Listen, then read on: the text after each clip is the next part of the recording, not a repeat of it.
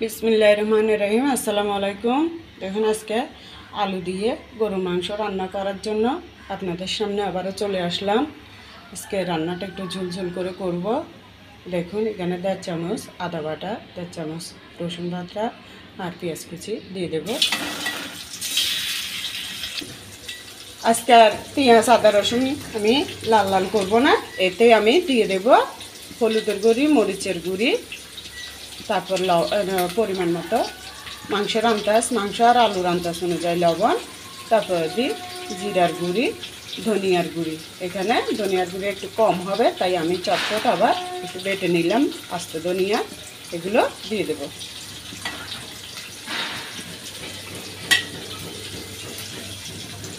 এগুলো ঝটপট তাড়াতাড়ি হওয়ার জন্য আমি আজকে এইভাবে দিয়ে এবার এগুলো সামান্য 1-2 মিনিট কষানোর পর আমি গরু মাংস দিয়ে ভালো করে কষিয়ে নেব। এতে মশলার বাসগন্ধ কিছুই থাকবে না, কারণ এগুলো আলাদা আলাদা কষাতে গেলে অনেক দেরি হয়ে যায়। তাই আজকে আমি আপনাদেরকে খুবই সাধারণভাবে কীভাবে তাড়াতাড়ি করা যায় ওইভাবে দেখাবো।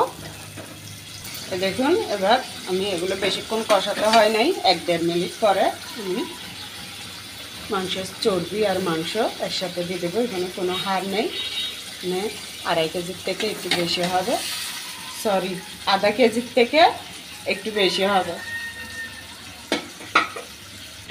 এবার এগুলো ভালো করে কষিয়ে নিব। এখানে 2.5 কেজি না, এখানে আরও বেশি হবে, 3 পাওয়ার মতো হবে, কারণ এখানে 2 কেজি মাংসের থেকে আমি 3 টোলা সমানে সমানে ভাগ করে রাখছি।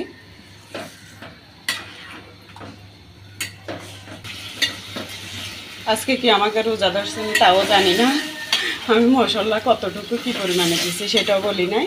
গুঁড়ি মশলা তাই ওখানে হলুদের গুঁড়ি ছিল 1 চামচ থেকে সামান্য বেশি, 4 চামচে, আর গুঁড়ি মরিচ ছিল 1 চামচ উঁচু করে।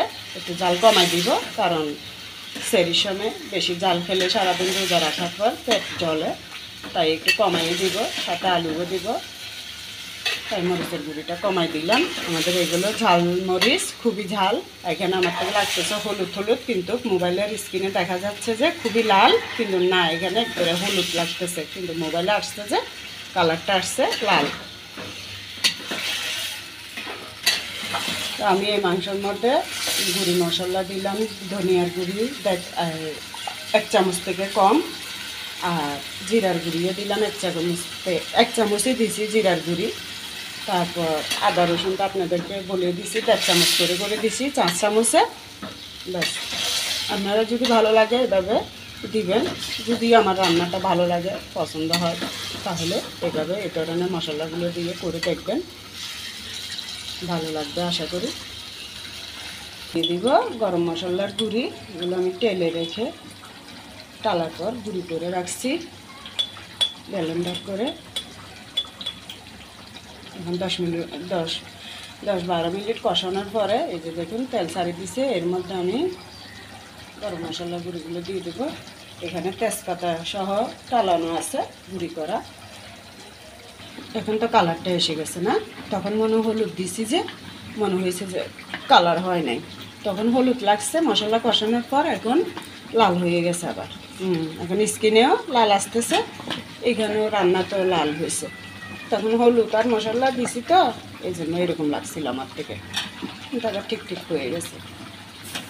দিয়ে দিলাম আলুগুলো, আলু দিয়ে আরও 10-15 মিনিট কষিয়ে নেব এভাবে।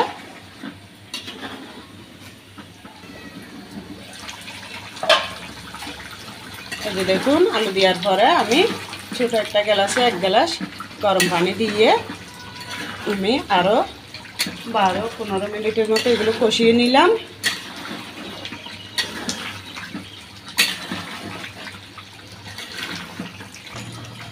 এবার গরম পানিটা দিয়ে দেবো, একটু ঝোল রাখবো, কারণ মাংস দিয়ে আলু দিয়ে ঝোল রান্না করলে তা অনেক খেতে খুবই ভালো লাগে, তারও সিদ্ধ হবে আরও কমবে।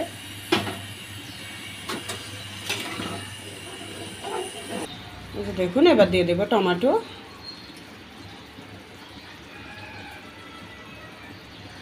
একটু ধনে পাতাও দিয়ে দিই।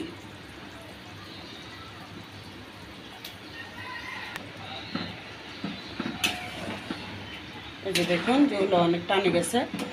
আমি এভাবে আর 2-3 মিনিট পর নামাই ফেলবো। যে আলুও সিদ্ধ হয়ে গেছে, আপনারা দেখেই বুঝতে পারছেন আলুটা ভাঙা ভাঙার মতো হয়ে গেছে আর মাংসটাও সিদ্ধ হয়ে গেছে। এভাবে আমি 1 ঘন্টা পর্যন্ত মাংসটা হওয়াইছি। দেখুন ব্যাস এই ঝোলটা রাখবো, কারণ সেরির সময় ওটা আবার গরম করলে আরও কমে যাবে ঝোলটা।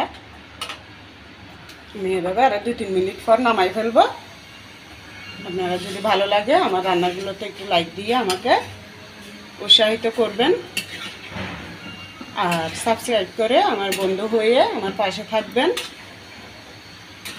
সবাইকে আমার সালাম জানাই। আসসালামু আলাইকুম, আল্লাহ হাফেজ।